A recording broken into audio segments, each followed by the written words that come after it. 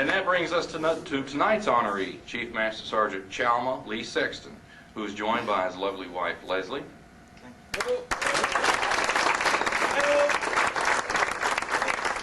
Chief Master Sergeant Sexton has some very special guests at the head table this evening.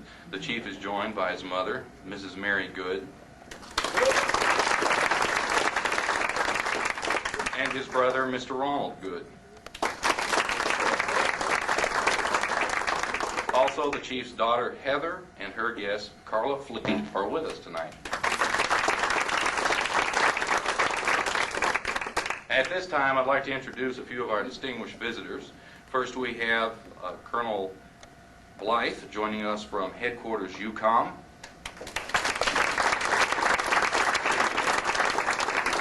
We have retired Colonel Steve DuPeisler. Where you at, Colonel? All right. Chief Master Sergeant Elvin Pearson, the Senior Enlisted Advisor for the 8th Air Force. Give it up. Chief Master Sergeant William Higgins, the Senior Enlisted Advisor for the 2nd Bomb Wing. Chief Master Sergeant Steve Sullins is joining us from Headquarters ACC Security Forces. All right.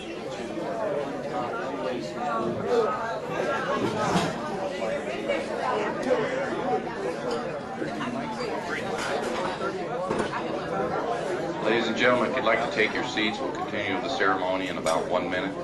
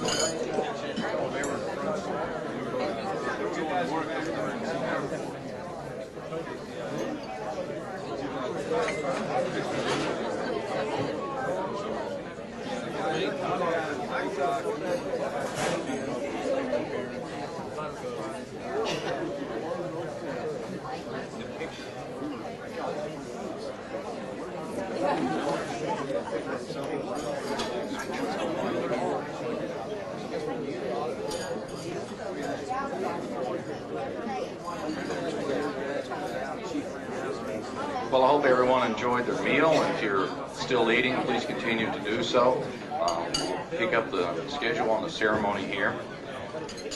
You all know why we're here tonight, to see off a man who has made groundbreaking contributions to the security police career field, now the security forces career field.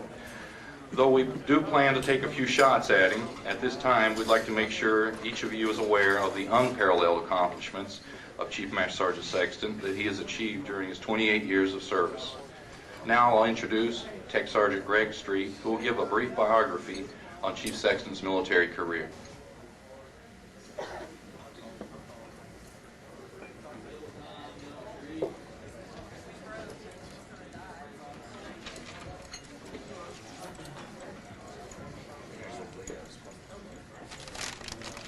Thank you, Sergeant Sims.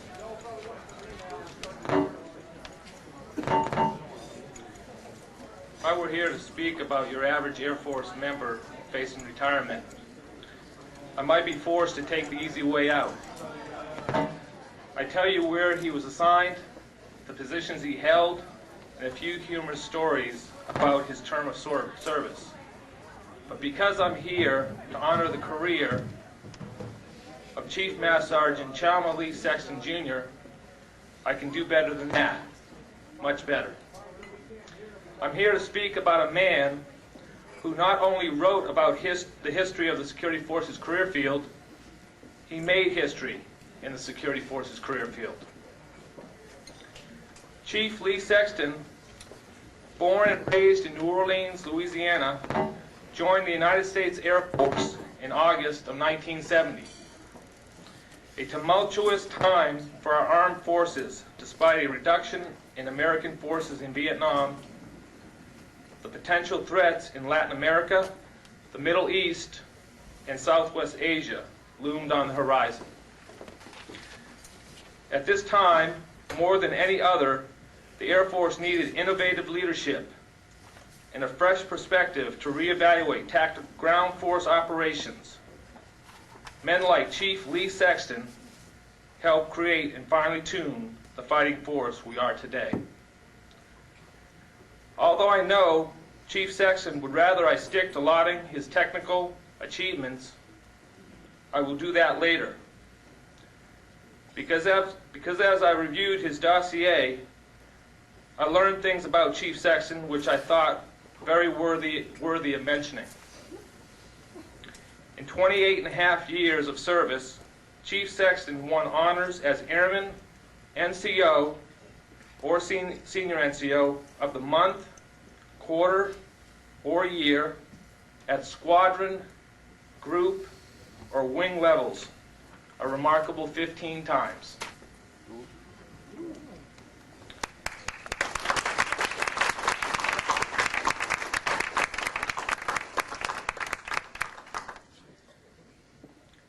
He's been named the Security Policeman of the Year, and Chief Sexton was the Strategic Air Command Senior NCO of the Year in both 1985 and 1986.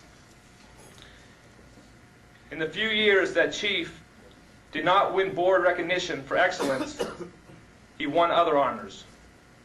He was a distinguished graduate of the NCO Leadership School. He won the TAC Commander's Medallion for Leadership. He won the NCO Academy Military Excellence Award. And he was the first senior non-commissioned officer security policeman to win the coveted Lance P. Seigen Leadership Award.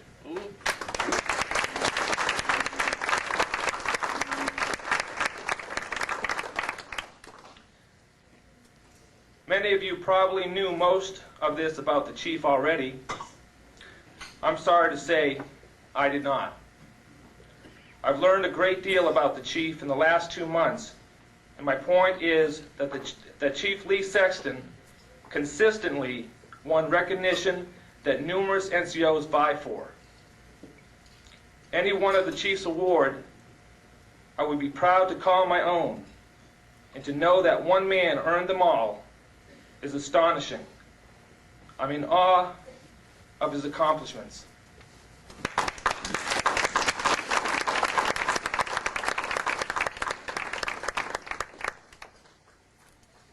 So far, so good, Chief. You have to keep the Chief happy. He's also a small arms marksman, so you want to stay on his good side.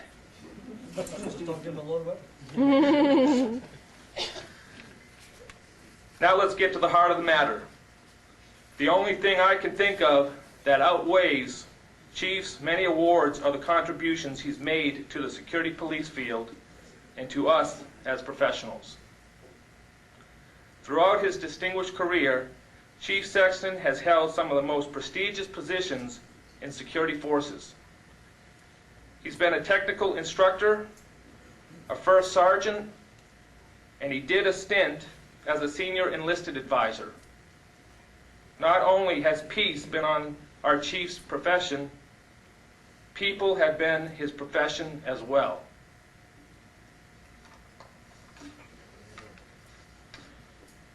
Chief Sexton moved from instructor of combat studies to group technical writer for the combat studies branch at the USAF Security Police Academy, where he was personally tasked with staffing the USAF Emergency Service Team concept of operations. He wrote the training materials, evaluated operation logistics, and Chief Lee Sexton took the concept and made it a reality. Having made a name for himself Air Force-wide, then Tech Sergeant Sexton was the man called upon to establish security for the deposed Shah of Iran. EST, hostage negotiation, special operations. Chief Sexton authored the ESBIs that we as professionals rely upon to keep our resources safe, our unit operational, and our nation's forces combat ready. Chief moved through the managerial ranks very quickly. He attained the position of Wing Senior Enlisted Advisor in 1991, and his attention moved from operational improvements to raising quality of life standards. Chief Sexton put his personal life on hold to care for the families left behind during Desert Storm. He revitalized the Air Force's Airman Leadership School curricula. He was a DARE advocate, and Chief Sexton placed emphasis on honoring our nation's POWs and MIAs. When Chief Sexton returned to the Security Forces career field to become the Security Police Manager, he developed base defense operations and field condition support for our air bases in Kuwait, and he deployed to Dhahran, Saudi Arabia to support Desert Storm Southern Watch. Chief Lee Sexton remained committed to ensuring the security of our forces. Again, I feel compelled to say, as I wrote this biography, I found it difficult to believe that one man could accomplish so much in so little time and impact so many lives. This is the end of my biography about Chief Lee Sexton, a man I did not have the opportunity to know as well as I would have liked, but that I have grown to know quite well in the last few weeks. Chief, on a personal note, I want to say thank you, not only for your contributions over the past 28 and a half years, but for the speech I heard you give honoring one lone airman on Monday. Ooh.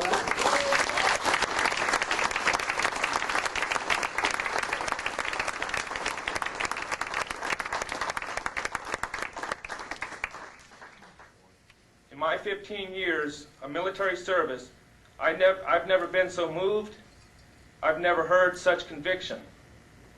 More importantly, I've never been so proud to be a member of the Security Forces Squadron, and I've never been so honored to know someone of your stature. Thank you.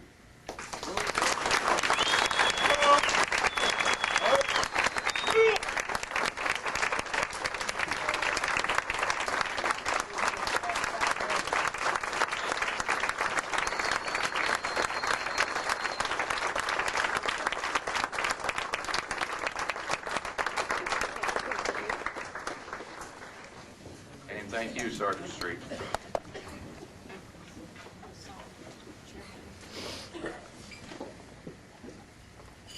And now I'll turn the podium over again to the Operations Superintendent for the 2nd Security Forces Squadron, Senior Master Sergeant Jeff Putnam.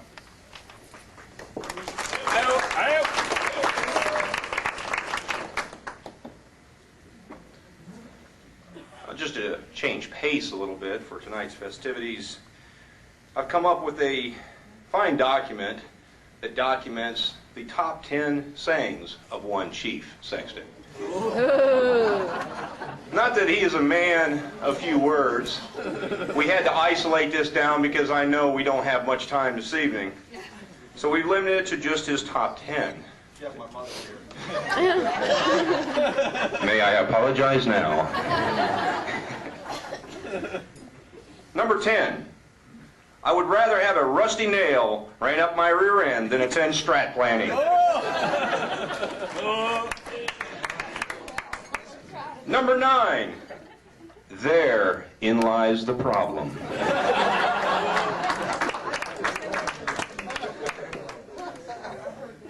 Number 8. Have I ever been wrong in the last 7 years? Number 7. That's about as wrong as 2 men together in a shower.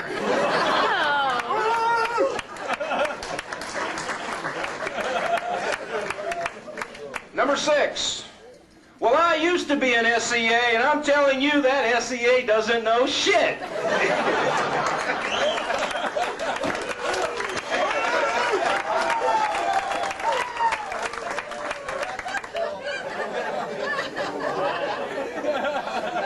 Number 5.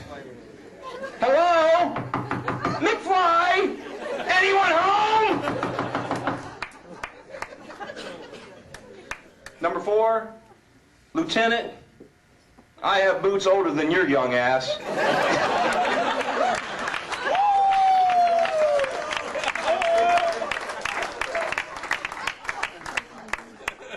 Number 3. Hold it! We need to notify ACC that I've found the missing 134 airmen. They're on the ACC protocol staff. Number 2. I'm not real smart, and I'm only an enlisted man. But if I figured it out, why can't they?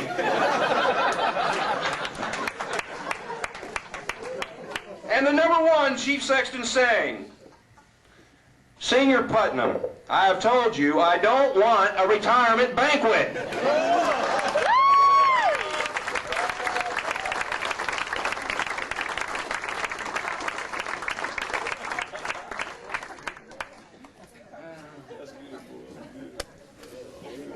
Thank you, Sergeant Putnam. Sincerely, thank you. Well, I'm not sure how many of you are aware of this, but Chief Sexton was quite the thespian in his high school days. What I personally was not aware of is that the 2nd Security Forces Squadron has quite a drama club among its ranks. Chief, we hope you enjoy this presentation that you put together for you, and we'd like to play the tape now.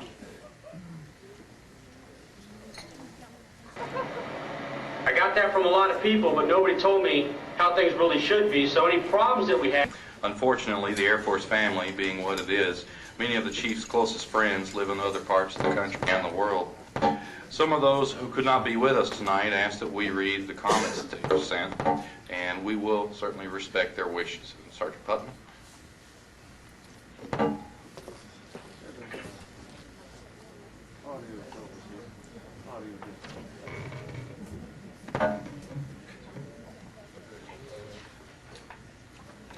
Okay, first I'd like to read a note from General Lloyd W. Newton,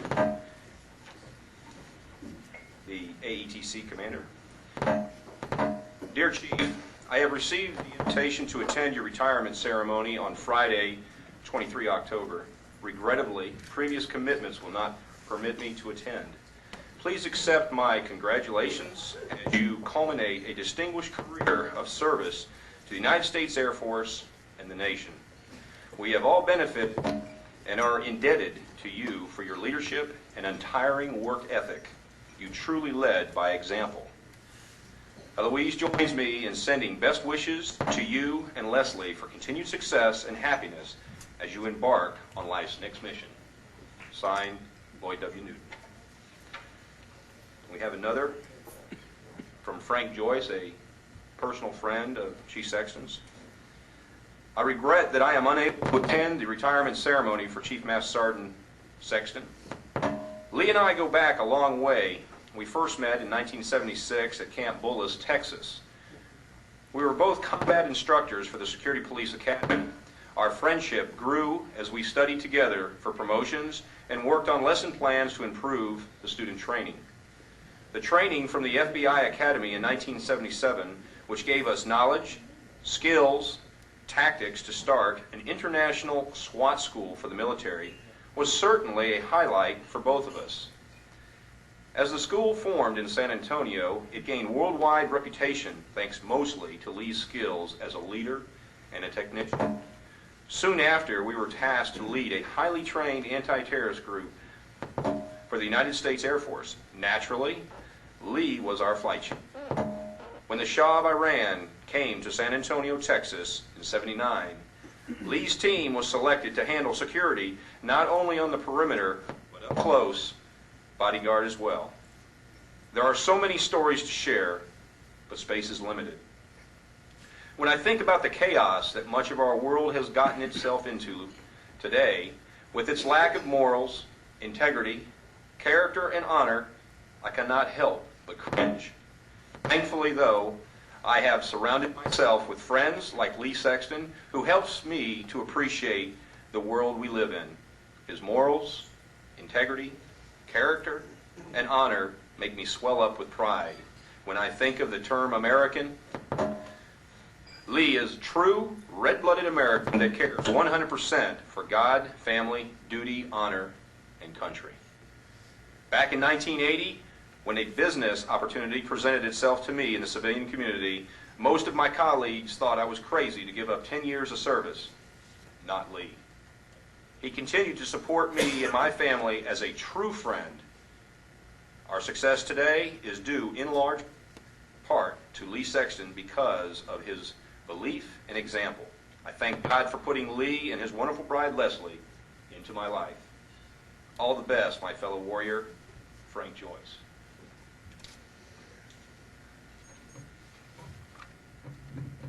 I'm going to turn this thing off since it's popping so much.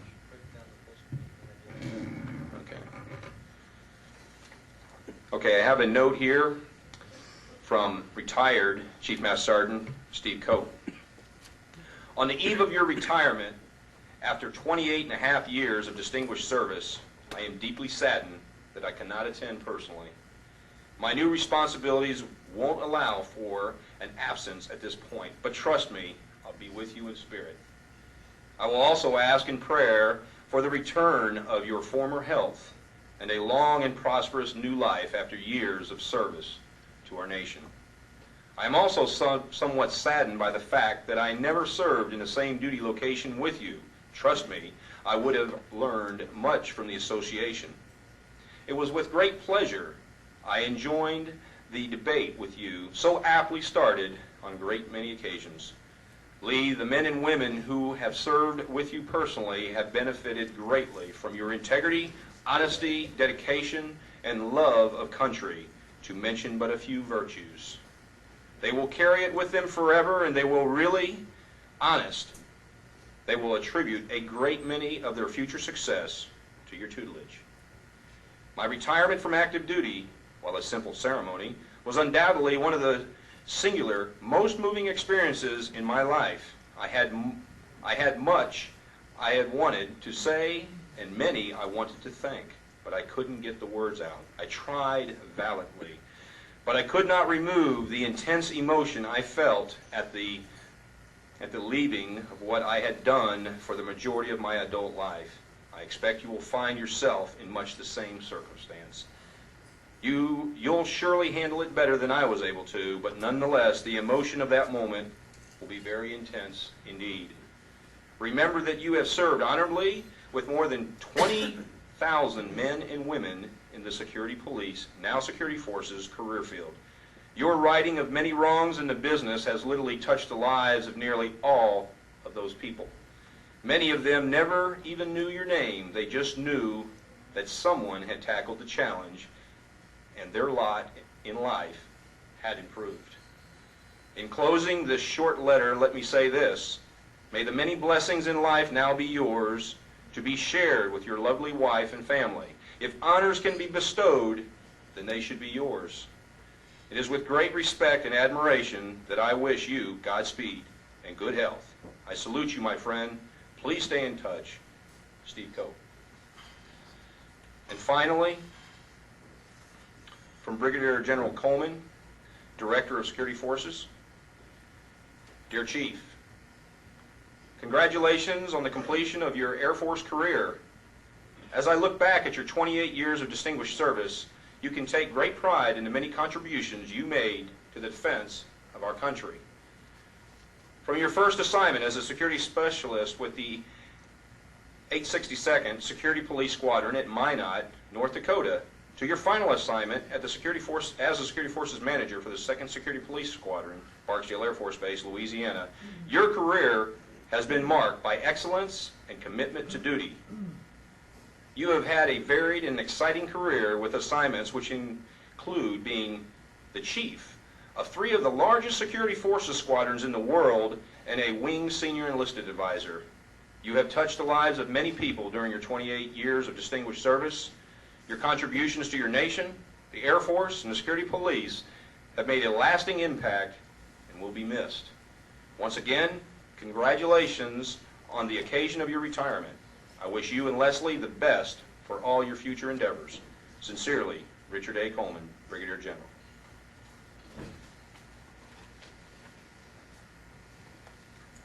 And now I'd like to present Chief Master Sergeant Retired Callahan to say a few words.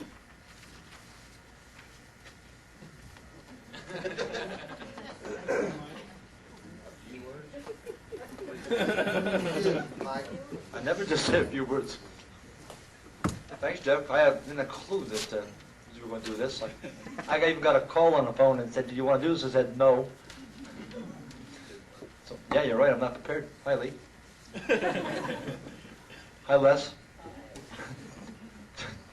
I don't know what you're going to do with him. At least he had a whole bunch of people to go abuse every day.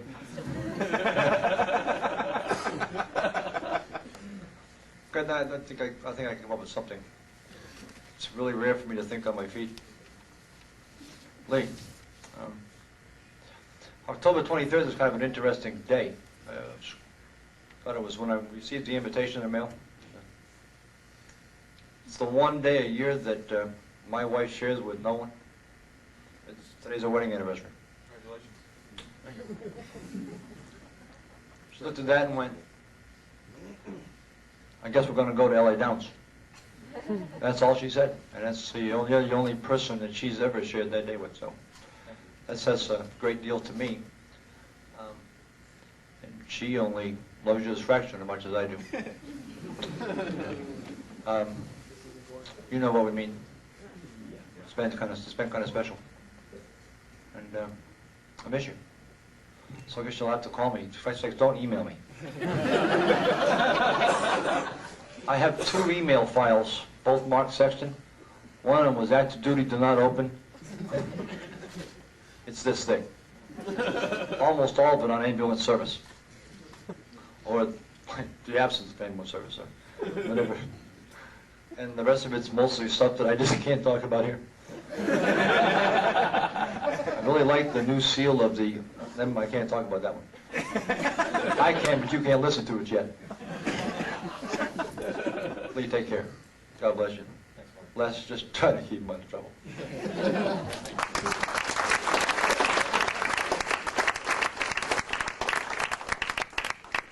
Thank you, Chief. All right. And Chief, this is the time that you've been waiting for to get your gifts for your retirement. And if you'd like to come on up here, and we'll be bringing people in one at a time to present you with all those wonderful things. Can you grab a chair? Slide the one on. Oh, you don't have a taller chair?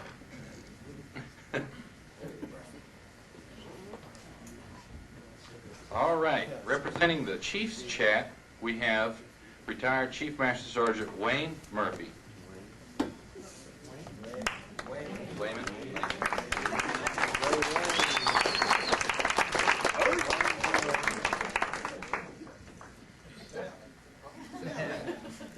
When you're retired, you can do that. You can rest. Get up at 9 if you like. You go to bed. Nice part about being retired. Get up at 9. No, I don't need a mic. Y'all know at chiefs have got a good group on active duty, but we've even got a better group as retirees. We take care of each other. We've got a group of about 260 right now, active within the local area. Keep in touch with Arkansas, Louisiana, Mississippi, Texas folks, and we're proud to have Lee as one of those now. And I'd like to introduce this gentleman to my left here. Jim don't like to blow his horn or let everybody know it, but Jim was on the first Chiefs list, 1959. James.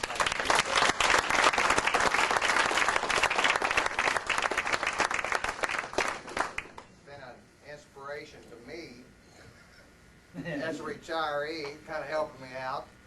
But my inspiration, and a lot of us in the room tonight, fellow chiefs, we looked up to Lee from day one. First time you met him, first meeting you sat in with him. If you had, if he was kind of thinking the way he thinks, we had a good time in those meetings, bouncing people back and forth. But Lee was on the right track all the time, and still on the right track, and but it's time to go, Lee. You know it.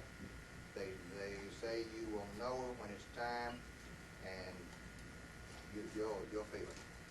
We've got something for Lee that we give this from our retired chiefs group with cooperation of the state of Louisiana, especially the governor.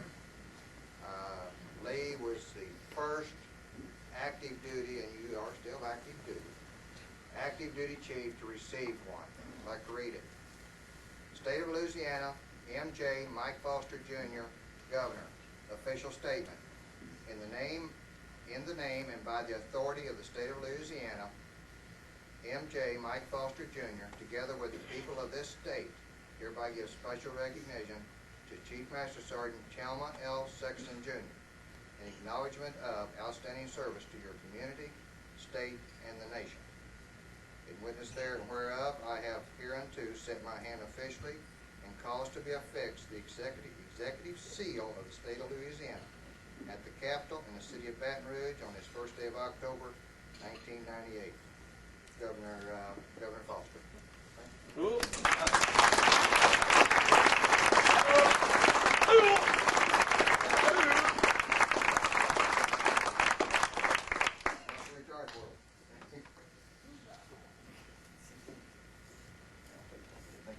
All right, thank you, Chief Mark. By the way, it's my home state, so that really means a lot, too.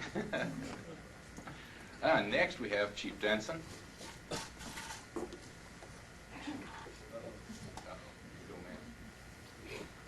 want you to know I did not lie. I did go to church.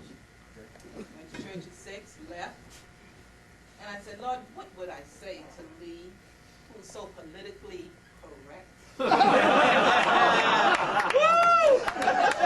What did the Lord say?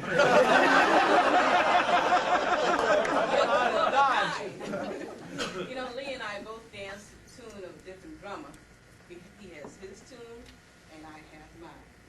But I met him when I was a master sergeant, full of energy and stupid. He assisted me in a lot of things. He helped me to be what I am today. But there was a time when I was over the African American Heritage Committee. I went to Lee and I said, I need you to pray. He said, okay, when? I said, at the MLK celebration. He said, no problem. I said, I want you to bring your troops because it seems like people think just black folks supposed to come. He said, we'll be there. Now, I don't know who was watching the base that day, but the chapel was filled with security police. Just last year. And I'm touched because he's been a real friend. I like to start on time. We had a luncheon and the 2 airmen were detained by their supervisor. And I looked around and I said, where's Lee? I need Lee to sing. Lee, can you sing? When? Now. He said, but I said, now. He had on his BDUs, he stood to the mic, and he sang. He has been one of the best supporters of the African American Heritage Committee here at Barksdale, over there at Barksdale. Lee, this is a picture of a representation. Tuskegee Airmen. We thank you for your outstanding support. I even thank you for helping me with my sons who are 17 and 21. And if you knew the trouble they got into and Lee's help, y'all didn't know.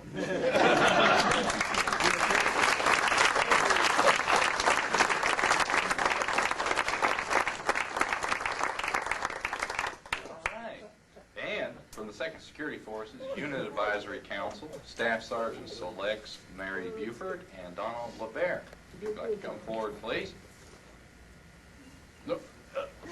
Me? Come on down.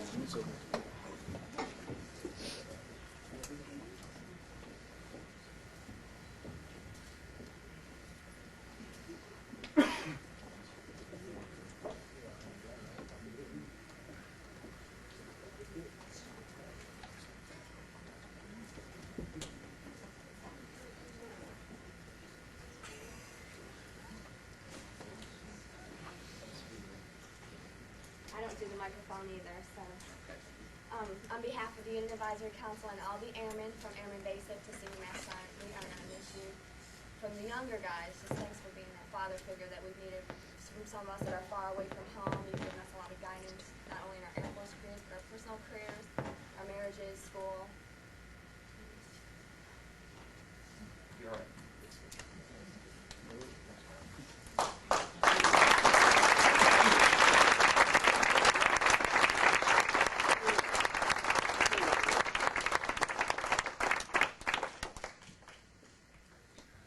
Now from the law enforcement staff, Master Sergeant Hamilton, if you'd like to step forward, please.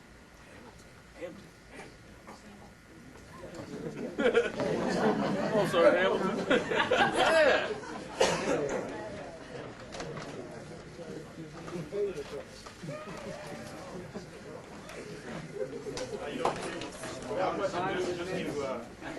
Congratulations, say Godspeed on the happy retirement for you and your wife.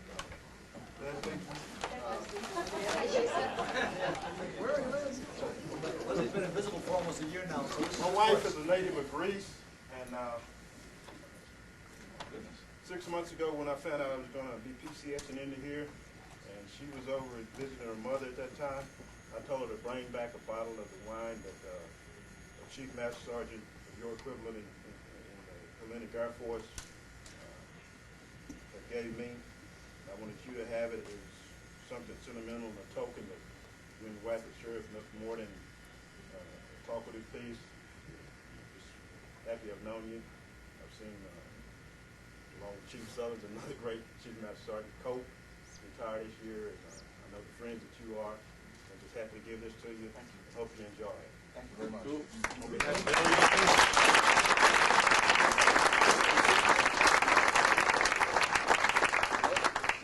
Thank you, Sergeant Hamilton. I think Senior Master Sergeant Carter, Champ, I think he has a little something for you. You got that one right. What's that now?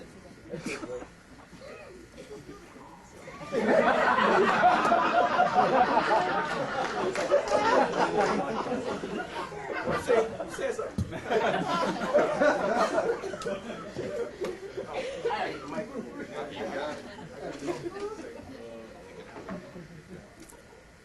I just had to come say this.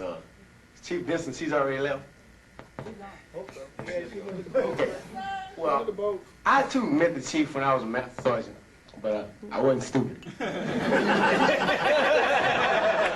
just want to clear that up. I was a flight chief. I just want to make sure I clear that up. And also, Chief, I want to add in the African American Heritage Committee. Sergeant Johnson and myself, we had something to do with that gift, but I want the chief wanted to present it. She is the chief master sergeant, so we let her go ahead and do it. But I also wanted to tell her that, Chief, I said, wait a minute, Chief, how you gonna present it? You ain't even pay your dues. But you know, she's chief master sergeant, so I had to let that go. Chief, I just got a little something here. You know, I was leaving out the first time we came in, and we got to talk a lot. You know, you always look at that first impression. And you always kind of remember the first thing somebody tell you and kind of like the last thing. And when I remember the chief, when he came in, he had all the senior COs meet up in the auditorium. And he said, my job here is to make sure that you have the tools to do what you do and help you do what you do better. And I never forgot that. He also said that I'm already a Chief Master Sergeant. It's my job to make sure my NCOs make Chief Master Sergeant. And I never forgot that either.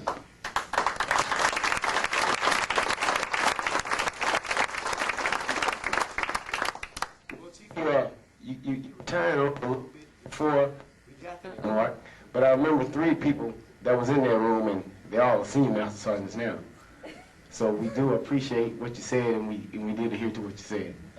And like I said, I got a little stuff here. You know, you always remember the first thing and the last thing. You probably remember the first CNCO Academy graduation you went to, and probably the last. But just in case you was forget the last, I got a little something here for you to remind you. From Colonel Gathright and myself, as he being the last active duty commander, and I being the last pupil you saw graduate from the Senior Non-Commissioned Officer Academy, I got a little something for you to remember us by.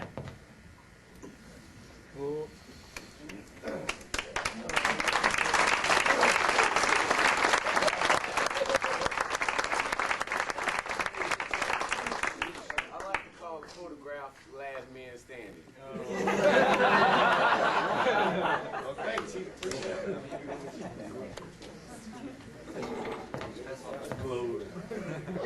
And certainly, thank you, Champ. That was great. I'd like to put somebody on the spot here, if I would. Take Sergeant Anthony, if you'd like to come forward, please. The computer crew that works for you, the Long and Hard Chief, put something really special together, and I thought it would be most appropriate if they would present that to you in lieu of myself.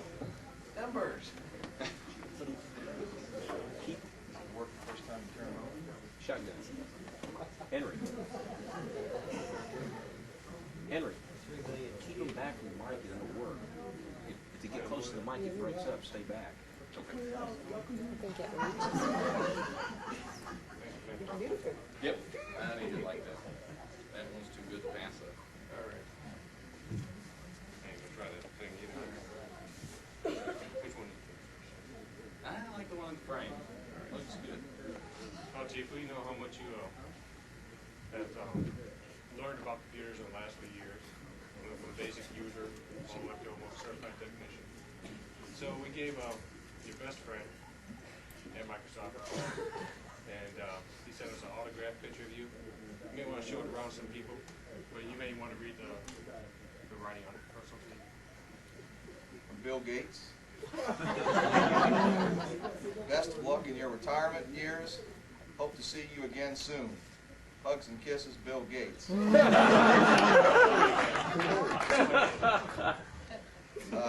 actually is Bill Gates, and he looks like Adolf Hitler, I guess. And then we had one additional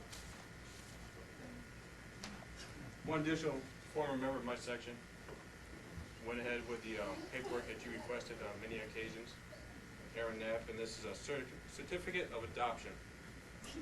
Chief Master Sergeant Sexton, you are now officially the proud owner of once upon a time Senior Airman Kenneth Knapp. He is now the son you never had, so you may do with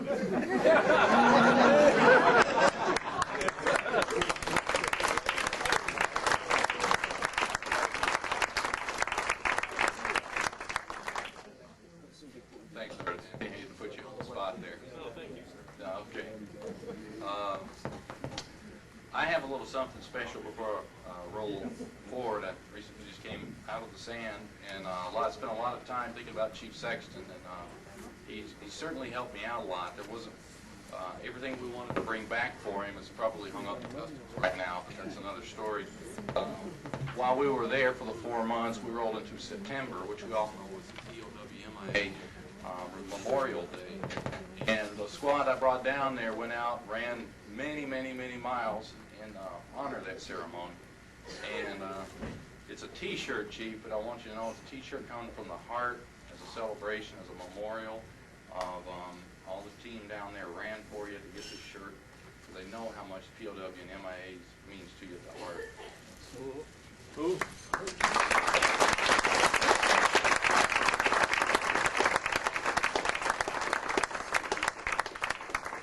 I hope we haven't forgotten anyone. Master Sergeant Roper. Steve Roper, come on down. Do it. You're the man. A lot of y'all might not know what my job. I'm the quality advisor, and I'm the kind of the brunt of most of these rusty spike jokes. Been rolling around tonight. The chief really enjoyed our strategic planning sections, which we've been doing for about 2 years now. But really, there's only 3 sections in our squadron that really work directly under the chief: the quality office, the computer section, and our quality control folks. And we really appreciated everything the chief did for us. He kept us going, kept us busy, and you couldn't ask for a greater supporter than we had with the chief. And we knew he was going to get a lot of plaques and stuff to hang on the walls, and he has a lot of that already. So we wanted to get him a couple of books. The first book we got is Americans at War. And Chief, we know you were there, and you were the man at war, and you went to war for us here in the Security Police Squadron, and we really appreciated that. Thanks, Steve. And we also, well, along the lines of the computer and the emails, and we knew the Chief how much he liked computers and Bill Gates, so we got the secret diary of Bill Gates, quote right on the front cover: "Another day, another dollar, cool."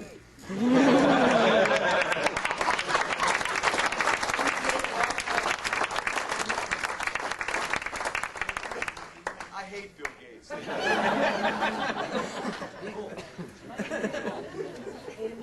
All righty. I think we can move on now. Now representing the 6th Security Forces Squadron Top 3 Association, again, Senior Master Sergeant Putnam.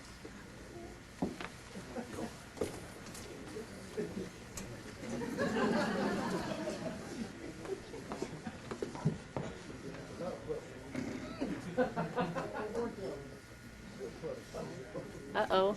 I have thought long and hard about how I could put into words what I feel for my chief. Doesn't help. But I have found that my thoughts, wandering over many past battles and challenges that seem to have only occurred a few days ago. I thought of telling you about such stories as the time he maneuvered through red tape in order to get propane heaters out to his troops who were posted on the elements in the WSA during a major construction project. This he achieved after all others had failed to cut through the bureaucracy late on a Friday evening as a cold front was moving in. Or the time he helped organize a network of people and resources that helped a young troop and his family whose worldly possessions had just been consumed by fire.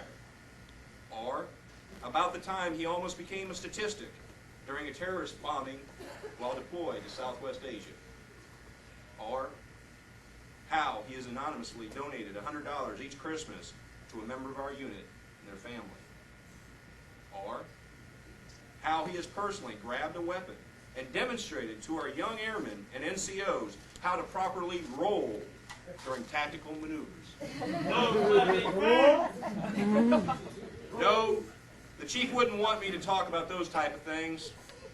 He'd rather I talk about the troops that he leaves behind than to talk about him. He would rather I explain that even though his troops have been in 12-hour shifts for 2 years, they still conduct themselves in a professional and dignified manner each day while entrusted with the safekeeping of some of our nation's most vital resources and weapon systems. He would even allow me to explain how our Air Force has been cut by 1/3 over the last 5 years, but endures 4 times the mission taskings. Or the fact that while higher headquarters believes we are 97% manned, he continually must prove to them and others that we still only have 69% manning available for day-to-day posting. What other career field must account for each day and every person assigned against their books almost daily? And this man can tell you where each airman, NCO, officer, and civilian is located without batting an eye. For the last 5 years, this chief has been telling higher headquarters our career field is broke, but he has never, never given up faith in the airmen who fill the ranks and endure our daily challenges. My chief has fought many untold battles for the betterment of the mission, but most of all, for his troops. He has never lost sight of that sometimes unattainable goal of making things better. He has always given when there seemed to be no more left to give. And even now, in his last few days on active duty, I find him working extensive hours ensuring all appropriate actions are taken for one of our fallen comrades, Airman Charles Campbell. You see, a chief's job is never done. Even in retirement, I'm sure I, along with others, will be contacting him for guidance and consult. Chief, I am honored to have served my country alongside of your leadership and mentorship. You've inspired me like no other, and I will often reflect upon your lessons and insights. You truly are a defender of our profession, the United States Air Force, and our nation as a whole. And as you now move on to another stage of life's journey, I would like to share a quote by Theodore Roosevelt that, for me, captures the very essence of your gift to us. It is not the critic who counts. The credit belongs to the man who is actually in the arena, who at the best knows in the end the triumphs of high achievements, and who, at the worst, if he fails, at least he fails with daring greatly, so that his place will never be with those cold, timid souls who know not neither victory nor defeat. This is my chief. Chief,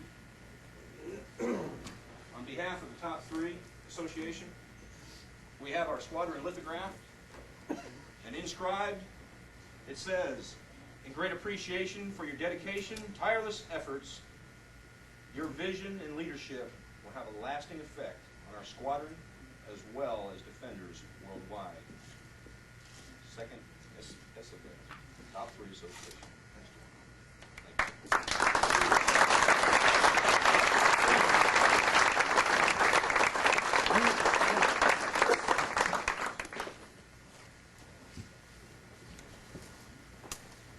you. And thank you, Sergeant Husband. And I think we have here, and now representing the 2nd Security Forces Squadron Officer Corps, I'll turn it over to the 2nd Security Forces Squadron Operations Officer, Captain Vincent Fisher.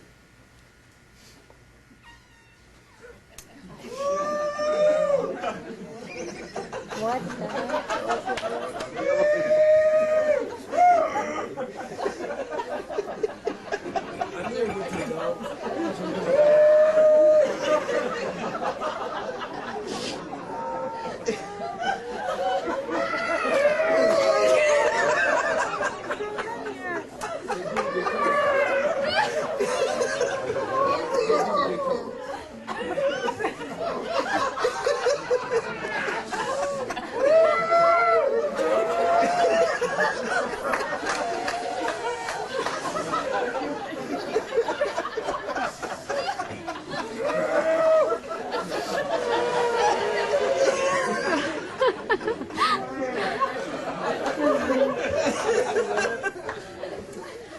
Ladies and gentlemen, what you have just witnessed is a feat that we like to call the Security Forces Elephant Walk.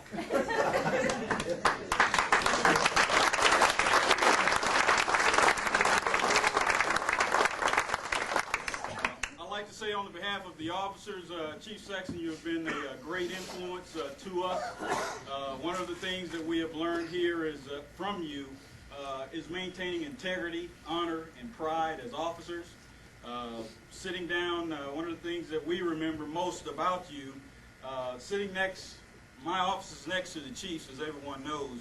The officers would come to my office, we'd sit down and chit-chat about different things, and the chief would be talking on the phone or talking to somebody in his office, and people would walk by and they would always laugh at us because we'd all be listening to the wall, the chief, trying to figure out what he was saying, what he was talking about, so we could learn and improve ourselves.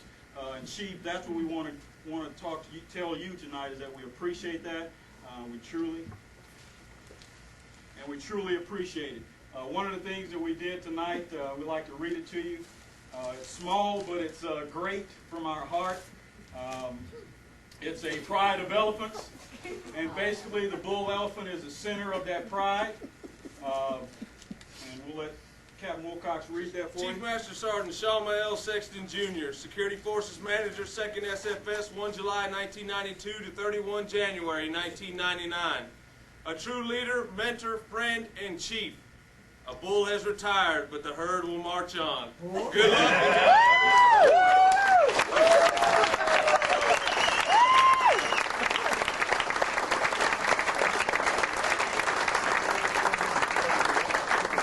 I want to say Colonel Gathright was supposed to be up here, but he was bringing it too weak to join us. I can do that. We know.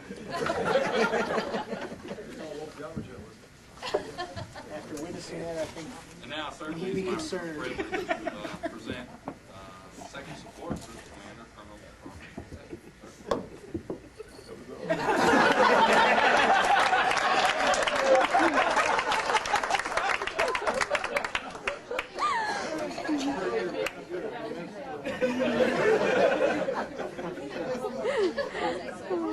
I didn't have no rhythm. I wasn't born with rhythm. I didn't have no rhythm. Well, I guess, I had my script a little while earlier. Most of it's already been used up. All the good lines are already gone. Eddie Murphy was supposed to show up.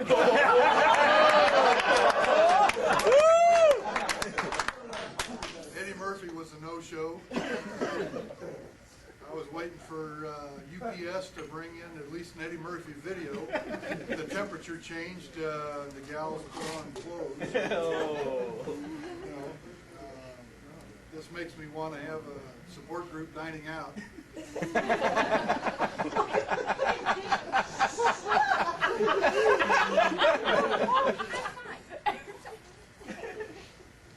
So I started off on I thought maybe we ought to be funny here and be humorous. And like I said, all the good lines got taken up. Then I thought maybe we ought to, do something serious. All those good lines got taken up. There's still lots of great things out there that haven't been mentioned. You all have been around the chief much, much longer than I have. Had the opportunity to see and work with him from the ops side of the house, from the support group side of the house. And I'll tell you what, I like this side of the house much better. Make no mistake about that. I mean that seriously, and I mean that humorously.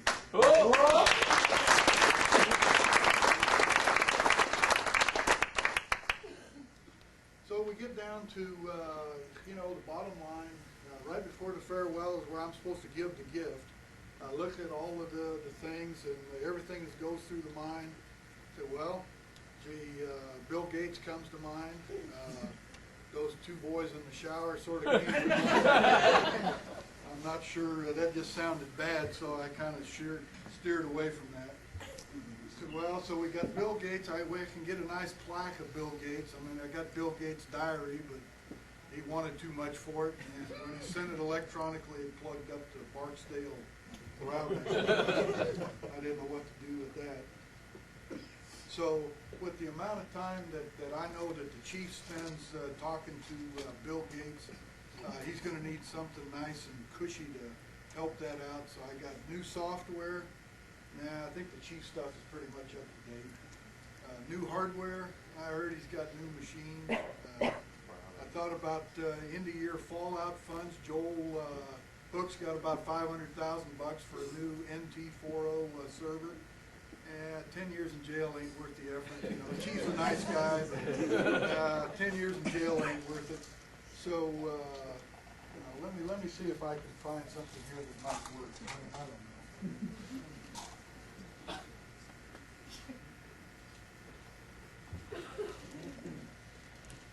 By the way, Christmas time is coming up, so I'd appreciate if you wouldn't open it tonight. And if you do, don't tear the wrapping paper. We reuse it a lot. See if you can work on that for us a little bit.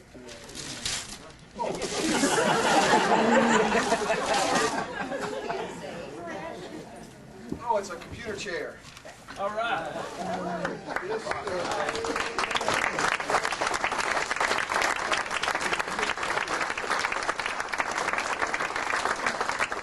Really not a computer chair. I mean, it looks like it. What it is a highly mobile office utility high maneuverability machine. So hygiene maneuvers around the desk. It's fully stressed for at least up to about 1.5 Gs.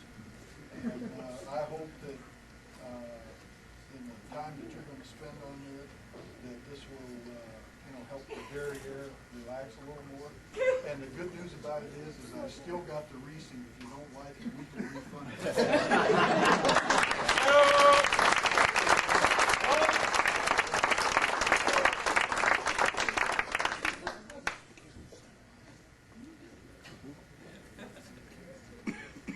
All right, thank you, Colonel Professor. And finally, You're welcome. And finally, presenting the unit gift, Lieutenant Colonel Michael Gathright and his lovely wife, Kathy Gathright. Command, Not yet. Not yet.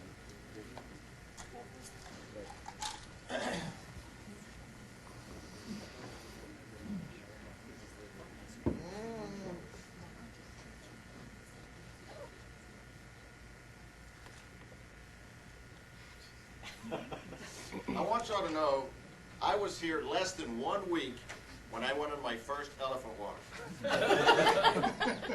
And that's why I didn't come in. Did you have this much groovers? I did not have that much company, nor did I have that much help. I also heard a lot about Chief Sexton long before I got here, and I wasn't really sure what to expect until I met him. And I knew I was going to get a little emotional, so I had to write down what I was going to say because I knew I was going to forget it. Chiefs and commanders make a special bond and have a very special relationship. It's no different with Chief Sexton and myself. No one can provide the wise, sage counsel that commanders so often need. Commanders can ponder and confess and wonder what to do, what decisions to make. But until they talk to the chief, they never really know what to do. When they talk to that chief, you get that look, he waits a second, and then it's just as if the decision or the answer was as crystal clear, he provides you the answers you've been searching for. And he makes it look so easy. The chief has done it all and is undoubtedly a chief's chief. He's a speaker in very high demand. He's an author. He's been published. He can sing to include impromptu national anthem, a cappella, and he even makes one heck of a preacher. And personally, I can say I have buried way too many family members in my life, and he moved me more last week than I have been moved yet. And that was pretty amazing.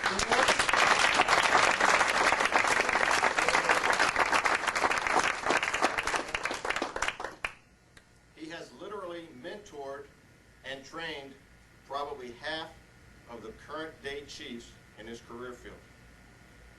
He is the Security Forces Senior Chief Master Sergeant, and his departure will leave a cavernous void not only in the squadron, in the wing, in the career field, but throughout this entire Air Force. He is also well connected, as some of these congratulatory letters contest. He personally knows every Chief Master Sergeant of the Air Force. And speaking of being connected, Chief Sexton is known to have authored several emails. But reading through the ones I did, each had a significant life message, professionalism, or a leadership message embedded throughout the text. One cannot help but learn from this man.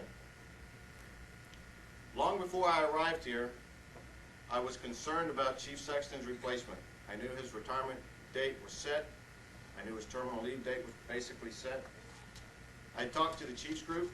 They kind of laughed at me. I talked to Chief Sullins more than once. And I talked, and I talked, and I talked. Well, as you can see, we have no replacement for Chief Sullins, or excuse me, Chief Sexton. And I didn't really realize it until I met Chief Sexton. We can't replace this, our chief. We can only have someone follow him. As a friend, as a co-worker, and as a commander that needs him, I already miss him terribly.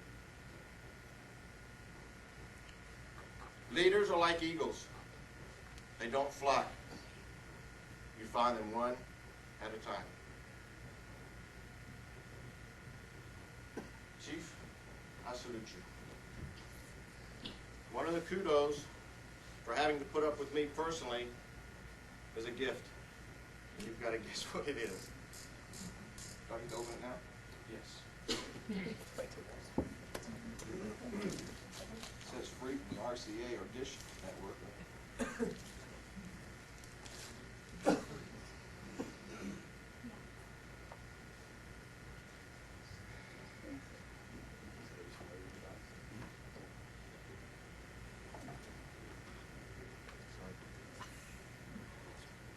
Beautiful pen set. Thank you, sir. You know I like the fat ones too. Air Force Blue.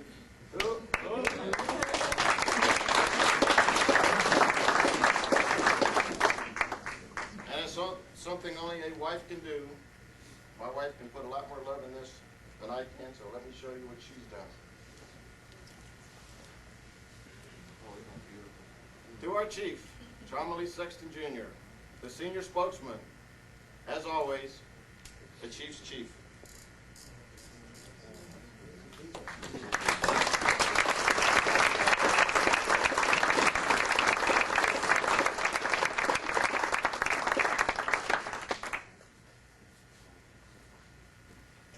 Now I guess it's really time to bid a fond farewell. I get the privilege of presenting something like this.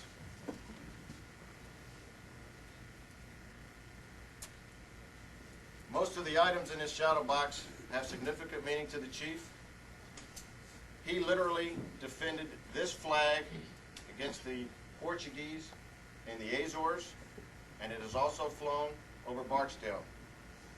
It's got all the medals he's won, obviously. It's got two different identification badges, one of which says Air Police, the other says Security Police. It's got a piece of a Scud missile. It's got sand from the sandbox. It's got a piece of the Berlin Wall. But to me, probably most importantly, it's got a POW coin. And I think without exception, Chief Sexton is probably the only non-POW that's ever received a POW coin. So on behalf of the 2nd Security Forces Squadron, from all of us, to you, best of luck, best wishes, and Godspeed.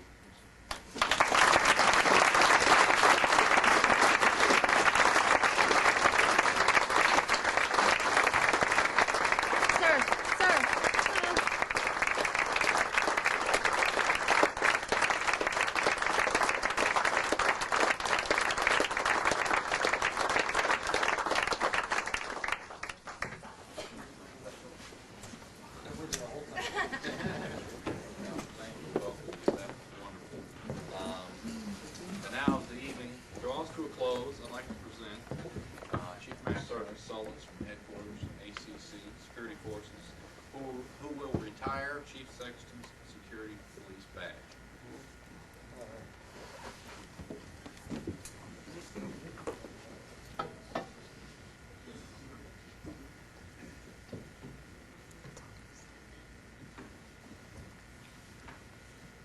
You really didn't think I was going to fly my happy ass all the way down here and not say something. 3 o'clock in the morning, I wake my wife up and say I'm going down to Barksdale to visit my good friend Lee. She said, "Ain't he that handsome, smart fella?" That's the point I woke my son up to drive us to the airport and drive her back home. know, normally I don't close out the evening. That's a function of command. And first thing I got to do, of course, is recognize your senior officer that's here in attendance. Because a good colonel here is not only a refreshing advocate for our career field across this command, not just for Barksdale, but he is a very staunch advocate and a very vocal advocate. And that started his very first little indoctrination run through the headquarters. And when you get my little short sawed-off boss with 38 years of service running around, scampering around answering questions, you've achieved quite a miraculous thing. And that's what this group commander up here did.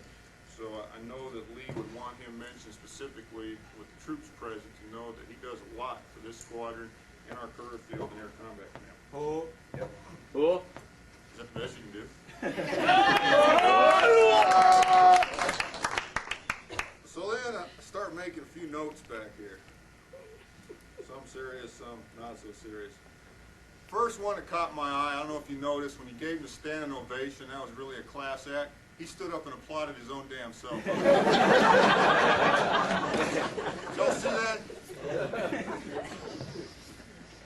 And then, I'm applauding them. Yeah, like hell you were. And then there's this little formation. The sad thing is, you can go to the Langley Officers Club and catch that act in the General Officer Arena on Friday night. I like him. I think that's just part of, mandatory OTS training for y'all. One day you might be a general, so you have to demonstrate your proficiency.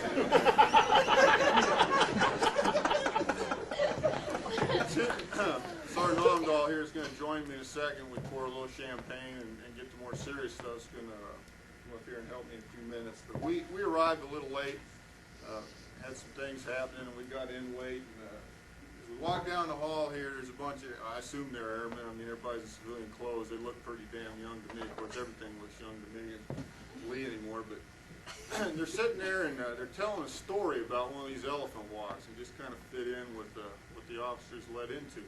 And it had to do with our chief, of course, here, and squadron commander, Colonel Gathright, and group commander, Colonel B, I'll call him because I'll screw up his name after I've had a beer or two.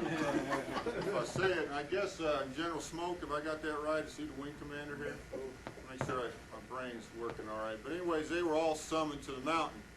And of course, as is often the case, the chief is disinvited from the inner office, and he sits his happy ass out there in the lobby and waits for marching orders of some sort or fashion.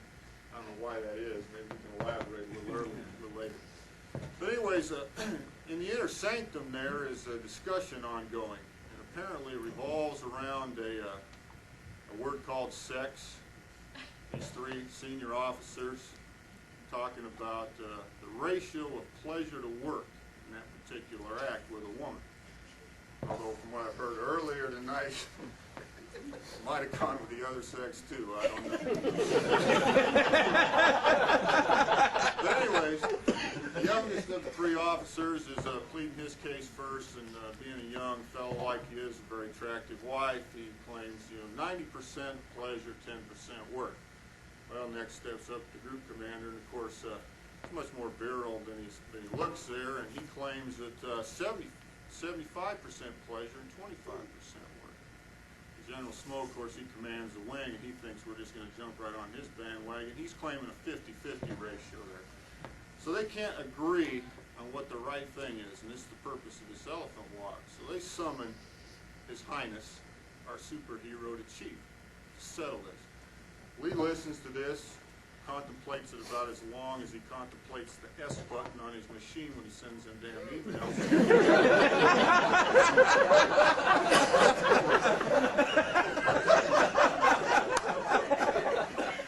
And only like Lee can do, looks them all dead in the eye and says, "You're all full of crap."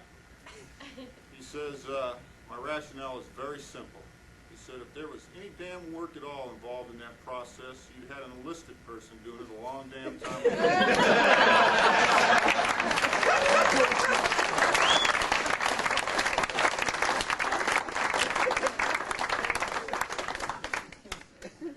Next thing is I got off. I don't drink drink beer, but Cyrus Cooper brought me a beer. He owed me a little earlier, so I'm going to drink that thing down before I leave. But I will offer a case of Heineken to anybody in this room that can prove they got more email from this man than I did. At any point in time, over any period of time, I don't care. I've been knowing him since the mid-'80s. I think he was on email before we had email. And before he was doing that, he was pleading his case in person. First saw this in action in 1994 Spring Commanders Conference. Now you got all the chiefs, 25 SF chiefs from Air Combat Command. I was the chief at Mountain Home at the time. And here sits Master Lee on his throne. General Manel, our career field manager, is presenting a briefing on where his vision of our career field is. In the middle of this damn briefing, Mr. Pound Your Fist on the table here steps up and proceeds to tell this general officer how he's fixing to break our career field. Now, a lot of people in that room, myself included, distanced ourselves from this. General Manel was nobody to mess with. You just kind of went missing. There was no ifs, ands, or buts about it. But I will tell you this, 90% of his case that he outlined in the spring of 1994 has come true. 90%. And experience is the only teacher for that kind of thing. And this guy was way ahead of that. And he's also been not only the guy that sits there and keeps his mouth shut like so many other chiefs and just lets it fall on his ass. He's taken the limited tools that our career field's given him to work with in our Air Force for the last 4 years. And look what he's done with it. I'll tell you, last night I attended I was telling Chief Pearson at the last break, a function for a 26-year Chief Master Sergeant from, incidentally, the supply business, who's the SEA type for the IG. Talking an outfit there with 160 enlisted people, about 140 officers. You know what they're all about. They show in here at about 15 deep to any functional area, and they ride on your butt for about 15 days or whatever it is, present a report about this deep, go home, they ain't fixed nothing really. But anyways, they were sending off this guy that's been their lead chief for 2.5 years. There was 40 people at that function. 18 of them were his family members. Now, is that a sad state of affairs or what? Here you present, I mean, these videos. I got a comment on that blonde. Is that you? That blonde? Is that you? I was Dobie Gillis. They dyed my hair. But you just can't teach that, and that, at least from my vantage point, is the most effective gauge of the health of an organization, is to put something like this on and send out a Chief Master Sergeant in the way that 28.5 years and all these credits that have been outlined is the appropriate thing to do. So, without further ado, because I know folks are getting tired, and I ain't heard this much good stuff about a single person since Mother Teresa died, so I think we're about ready to get on. If you can come on up here. What we need is, of course, Colonel B, Colonel Gathright, Mrs. Gathright, Leslie, your daughter, drinking age. Oh yeah, she's +2. You can bring a friend up here if you'd like.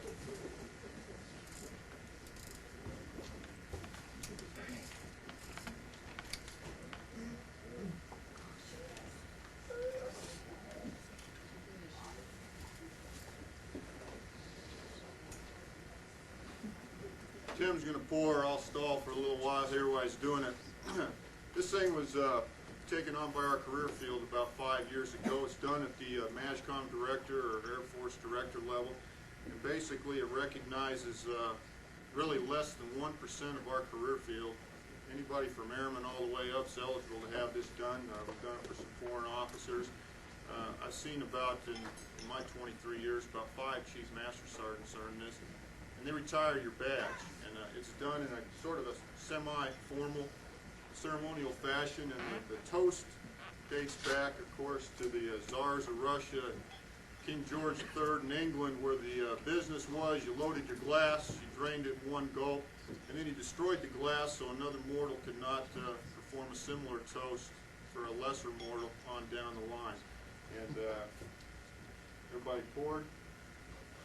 Okay, got a little thing to read here.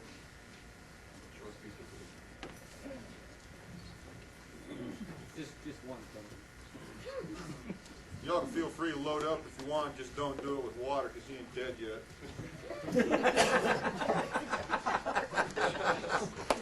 Chief Master Sergeant Chalmers Lee Sexton is a security force member.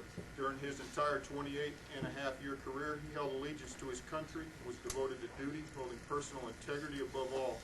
He wore the badge of authority with dignity and restraint, and promoted by example high standards of conduct, appearance, courtesy, and performance. He sought no favor because of his position. He performed his duties in a firm, courteous, and impartial manner, irrespective of a person's color, race, religion, national origin, or sex. Chief Sexton gained the respect of his fellow airmen with whom he came in contact. As witnessed by this gathering of friends, relatives, and co-workers, this security police badge, number F3262, is retired from the United States Air Force. Colonel Gathright, if you could close the toast. Defender, trainer, mentor, leader, and chief. To the chief. Chief. Chief. Watch your block,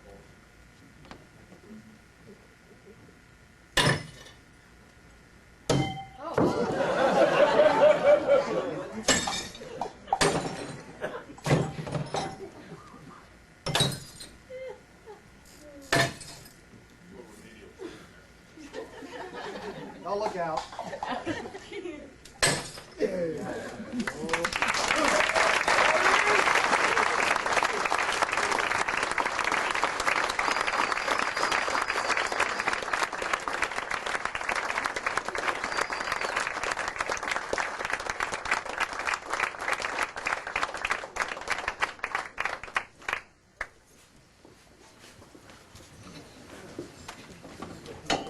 Last old order of business we have, now that's dispensed with, is on a professional note. Most of you know my boss hands out coins. He's unable to be here. He's preparing for a trip to SWA with General Hawley and all the rest of the directors, and he's the only colonel in town, so therefore he can't be off post. But he hands out coins, and I've seen him give 3 of these to chiefs in my 2.5 years with him. And he saved this one, number 98, the honor 1998 for you. So there's his cheap-ass coin.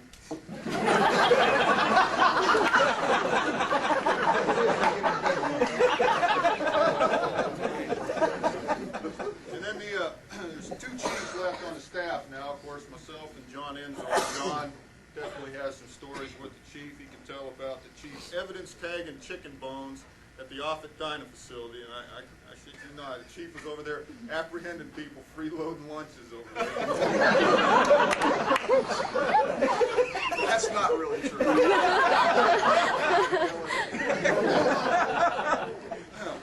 Anyways, John and My's tradition for chiefs that have gone clearly above and beyond the call of duty, and the command has set 2 coins. Unfortunately, our second one is harder and harder to come by because it's the POW commemorative proof coin in solid silver, and they're getting hard to come by, but we have our bid in, and hopefully we will track that down here in the next not too distant future. The other one, of course, is the Silver Eagle coin. It is also 100% pure silver, so don't be just spending that as a token in the damn boat over here. I know you hold on to that. It ain't no cheap-ass coin. All right?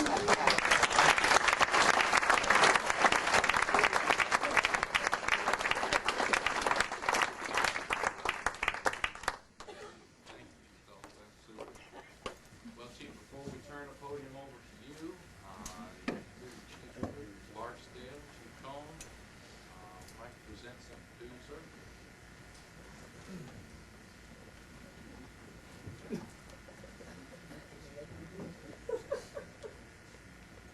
As everybody's been singing all the good things up here about Lee, there's not much left to say except thank you from a personal note. The talks we had, professional, personal, it really helped me out a lot. My first encounter with Chief Sexton was my first Chiefs group meeting, and at that time Lee was the president, and ever since I became the president, he let me know that I was the president. But I was very respectful and honored from the senior chief on base to do that for me. But I'd like to close, before we do our presentation, I have something I'd like to to just read. I am a chief. I'm a Chief Master Sergeant. I hold allegiance to my country and the Air Force. My devotion to duty and personal integrity are consistently above reproach. I wear my uniform and rank with dignity and pride. I lead by example and promote high standards of conduct, appearance, courtesy, and performance. I manage without compromise or personal gain. I merit respect of my fellow airmen. My word is my bond. And that's definitely a tribute and marks everything that you stand for, Lee. Chief Belinci, would you please help me? Leslie, please come.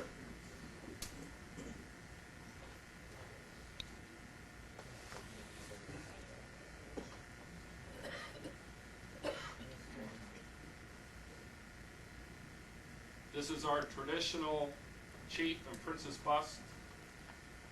We like to present to Lee and Leslie. It doesn't just get done by the chief alone, but also with his wife, Princess. I'd also like to invite at this time all the active and retired chiefs in the crowd to please come up and get a photo with Lee and his wife.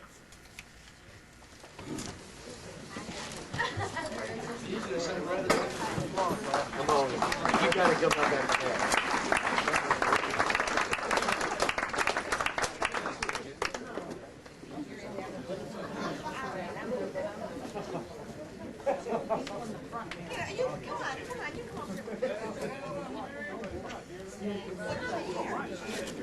Squeeze in.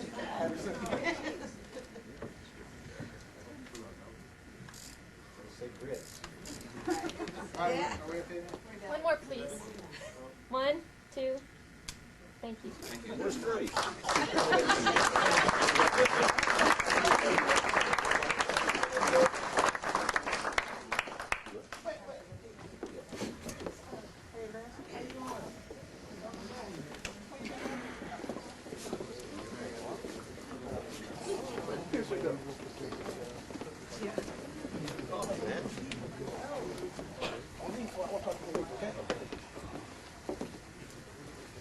Well, now has arrived. Send apologies on behalf of the lack of a microphone, but fortunately for us, this is one man who has never, ever needed anything to amplify what he felt or believed. We're all very thankful for that.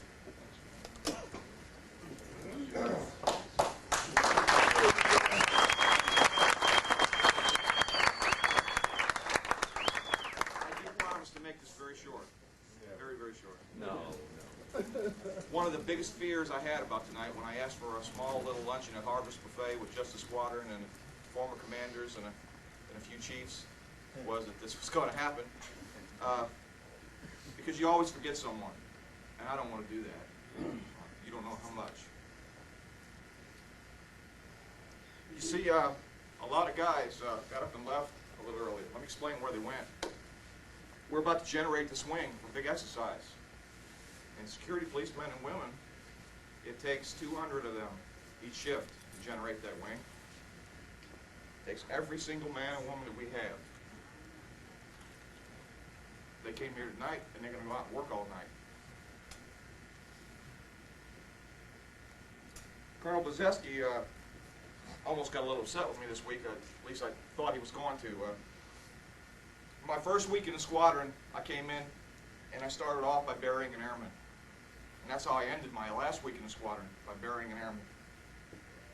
And the captain had asked me to say a few words about the young airman, to read the security police prayer, and I was really going to do that day of the memorial. But I had heard for about the 4th time that day in my travels around Barksdale, and one of these was a very senior officer who said, "What a waste of a life for a young man to die in a vehicle accident in Kuwait." And that hurt a lot. Because that young man, like all of you who wear the badge, every day you pick up your rifles and you ruck up and you go to work. Half of the people we elect to represent us in Congress today can't say that, if they've ever worn this uniform. Commander-in-Chief, the President can't say that if they've ever worn this uniform. You do it every day. With meager budgets, a lack of manpower, we're going to go out and we're going to generate this wing. Men and women like you have kept this country safe for 200 years. There's no other country in the world like it. There's no place like it on earth. My mother and my brother can go home knowing that they're safe and they're secure because of men and women like you. And it's an honor to have served among the 20,000 of you who ruck up every day, pick up your rifles and go. So let there no one ever be said that what you do is for naught, what you do is a waste of time.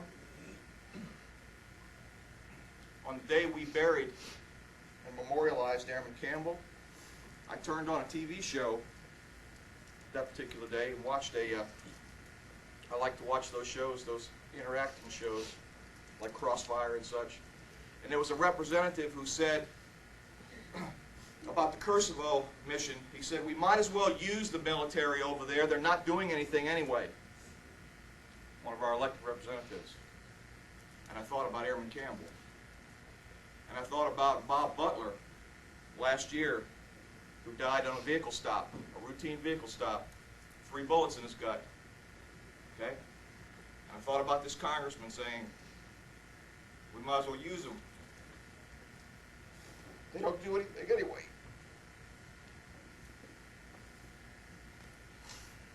And that's not true.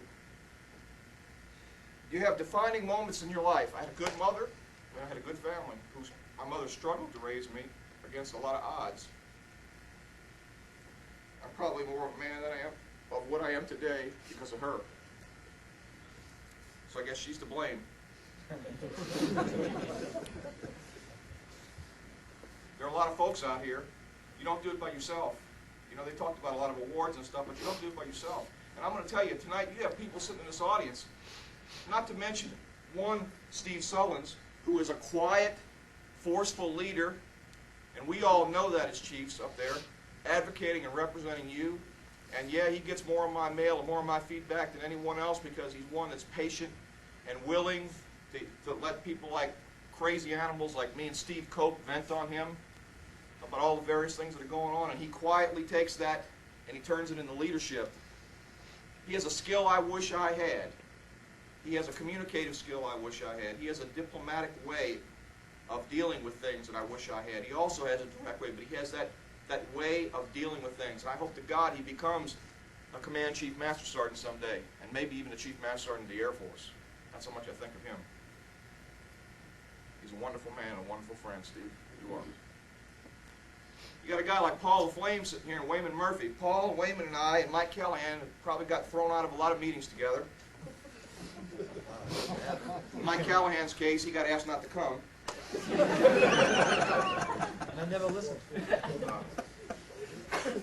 Right now, what's going on, what you're seeing our chiefs of staff testify at in front of Congress about the problems with readiness and parts and being able to sortie aircraft, Chief Paul LaFlame is the man, and he's going to kill me for saying this, he's the chief who broke the lid open on the sort system when it comes to aircraft and maintenance, who showed how bogus that system was and what it was really not reporting. He was the driving force when he was on active duty behind that. A lot of people don't know that. I do. A select few senior officers know that. He and his family paid a very high price for that. Wayman Murphy, probably him and Jim Neal, there's no more finer experts in aircraft munitions than those two guys. The things that they did to get this wing on the right track when it went in harm's way, the things they had to do behind the scenes, often at odds with senior officials, I personally witnessed and watched. That's the kind of men you have in this room tonight too, and women. I watched Diane Murphy build an ALS practically out of nothing on this base with virtually nil support. She made that work and turned it into one of the finest leadership institutions we've ever seen. And I watched all of you in the 2nd SFS, in addition to about 10% of us being deployed at all times, getting all of the conventional inspections as well as all the nuclear inspections that go with this wing. I watched you pass every major inspection that this unit has had for the last 7 years. No other unit in the command has done that. And you've been in 12-hour shifts for 2 years. You know, General Fogelman said, these are not my words, they're his, he said, there is no other harder working group of people who work longer and harder and under more adverse conditions than security police men and women. I've heard General Hawley say that at a conference. It's out there to see. So you ruck up every day. You go out there and you continue to do it. And people like the officers, you know, a little joke about the elephant walk. Well, let me tell you guys that are out there doing your job, let me tell you what the elephant walk means. It's kind of a little way that I get them to smile. You know, one of the things I have to do is keep the officers smiling and keep perspective. And when the wrong gate guard asks for the wrong colonel's wife's ID card, we get to go do an elephant walk. Or stops the wrong general's daughter and tells her she's got a tail light out, we usually get to go do an elephant walk to give a full briefing on how vehicle stops are done and why they're done, how, who, what, where, how, and why. And the airman on post never sees that. All you know is your job keeps going and the support is there. Colonel Gathright made 2 of those walks within 48 hours of being in command. You are blessed to have a man like him as commander. I heard wonderful things about him before he came, and they've all turned out to be true. You would not believe the kind of support and leadership you're getting from him, and Captain Vince Fisher, and Wilcox, and all the lieutenants, and all the rest of the folks between you and the man and woman on the street. There's another person in the room, Colonel Mike Blythe, sitting over here, who's a former security police commander at Holland, came all the way from Germany. Colonel Blythe is not in our career field right now, he's on special duty. And he travels a lot. He goes to Bosnia, he goes to Africa, he goes to all kinds of places. During a major integrity test in my life, where I had to stand up regarding something was right, and it was, there were not a lot of commanders. You know, Steve made a joke about distancing themselves from me. There was only one commander willing to hire me because I was such a pariah, and that was Colonel Mike Blythe. He gave me a chance, and I'll never forget him for that. And then Mike Callahan. If you think that people like Steve Sullins and Torch and Wayman and Neal and all the rest of us have tried to fix the munitions in the cop business, you would not begin to believe what this man tried to do for the medical system. That was our medical chief. That's the only man I have ever seen, and I say this humbly, take worse beatings in this wing than me. And he would take them every day, and he would keep on trucking. And if Steve Sullins thinks he's seen my emails, he should see Mike's to his chief. Because about the time that I was saying what the chief said, Mike was doing the same thing about 5 years ago to his career field general. Standing up in a public forum, being the only chief to stand up and say, we're going to break this medical system, sir. Mike Callahan, that's the kind of man he is. So everybody rucks up every day. Everybody rucks up every day, and everybody does a fine job. Captain J.D. Simmons, our former ops officer, there's a guy that can tell you about hard times in the 2nd SFS. We go back to some real hard times. You know, our senior leaders, our former 8th Air Force commander thought we had a squadron with problems. Let me tell you something. I've been in this squadron when it had problems, folks. So is that captain over there. They don't know what the hell problems are. When you have black and white airmen living in separate sides of the dormitory and a no man's land in between, and they have to guard each other before they go use the latrine, I go back to those days in the squadron. We don't have none of that crap anymore. When you have an incident where a patrolman takes out his pistol and pistol whips somebody on the street during a vehicle stop, we don't have none of that junk in the squadron anymore. Even though people are tired and they're weary, they do the best they can with what they have. as the colonel and I talked about one night, our group commander, you know, our senior folks need to count their blessings sometimes. I know what it's like to be in a unit in trouble. And men and women, this ain't one of them. Because of you. All of you. And because of commanders like that who let us do our job. We have a fine group commander. We're blessed to have him. He came over from the ops world and now has a total different perspective on what support people do and what they're about. And that's another man, let me tell you, and I can say this now because I'm retiring. He don't want me to say this. Takes a beating for you every day with the people who fly the aircraft. Because my wife will tell you, she does their weather, they're a bunch of prima donnas. Because we raise them that way in the Air Force, to believe they are God's gift and nothing is more important. They're taught that. Okay? And they believe it. You know, I remember one of the most serious conversations I had with a commander here when we had those kind of problems I was talking about. And he said, "Chief, what's the problem?" And I said, "Sir, it's very simple. You have gone out every day and told those airmen there is nothing more important than them, and now they believe you. There is nothing more important than your oath, your country, your service, and what you do to preserve, protect, and defend this great nation. Everything else, all else is secondary." I'm going to end by saying I love the men and women of this unit. This unit's not in trouble, folks. We're going to go out and generate this wing again tonight and for the entire week. We're going to go out there and we're going to post out. There's going to be hardly, last time we had 2 extra people left after we did all the posting out. You know, we had airmen in the last generation who we couldn't get to in time to get off post who urinated in their pants. But there's some up in Washington who believe we don't have a manpower problem. Because they're not out here on the ground. Because we couldn't, you know, when you have the ops officer, the chief, who become the piss patrol during a generation, there's something inherently wrong with what we're doing.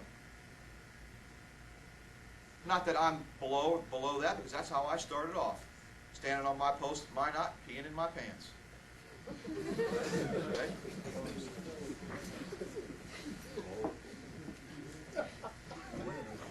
But my point is, you don't ever believe that this is a unit in trouble. Don't ever believe this is a unit who can't do it. Because you do it every day. Not because of the system, but in spite of it. You do it every day. You lead, you show the way, and you're some of the finest young men and women that this country has ever produced.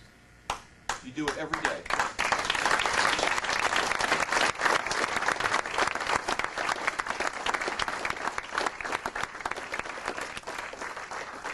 Patch, I see you back there. Thanks for coming from Florida. Our former superintendent, Sergeant Lindsay. A lot of people came a long way. It's hard to put into words the feelings I have about the men and women I served with. You know, you talk about defining moments in life.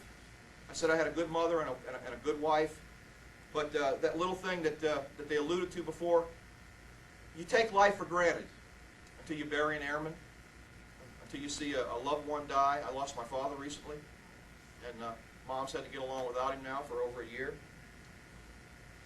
And I was in Bahrain doing a security assessment. And we had to go to a hotel to get some folks' gear who had gotten in a traffic accident.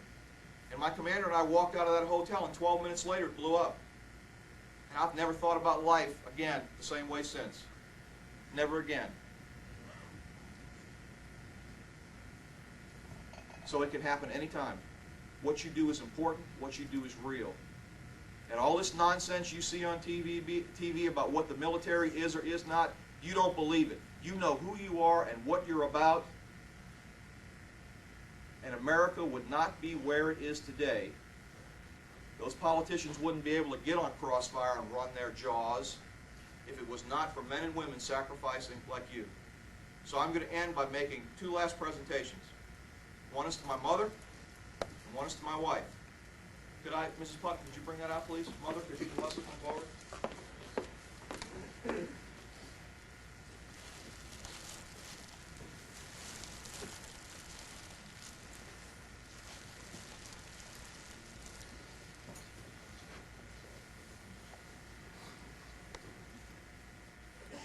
There's 28 roses in each stack for every year. My mother gets the yellow ones because, as you know, in the military, we kind of adopted that tie a yellow ribbon song about people being missing and not at home. And I've been gone for 28 years serving my country. So, Mom, there's one yellow rose for you every year.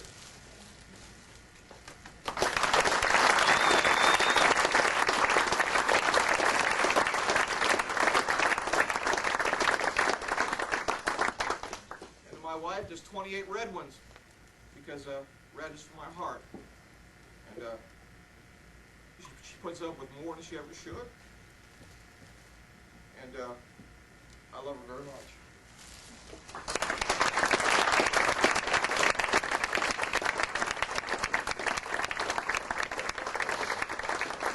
want to give my brother one of our squatted coins with my top three's permission. I know we don't normally do that because had it not been for my brother, who I left home when he was about 10, and had it not been for my brother taking care of our mother, I could not have been here serving my country. So while I was out serving my country, my brother was at home taking care of our mother so that I could serve my country. You served your country too, Ronnie. I'm proud of you.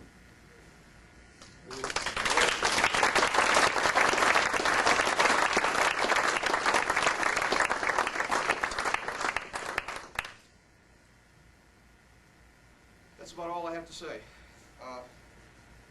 When you go out there and you generate tomorrow, because I know you guys are going to be on the day shift when you go, remember the folks we talked about. Remember our young airmen we memorialized this week. And don't you ever let anybody say his life was a waste. None of your life is a waste. You ruck up, you put your rifle on your shoulder every day, and you go out and you do it. God love you. This country wouldn't be where it is without you. Thank you.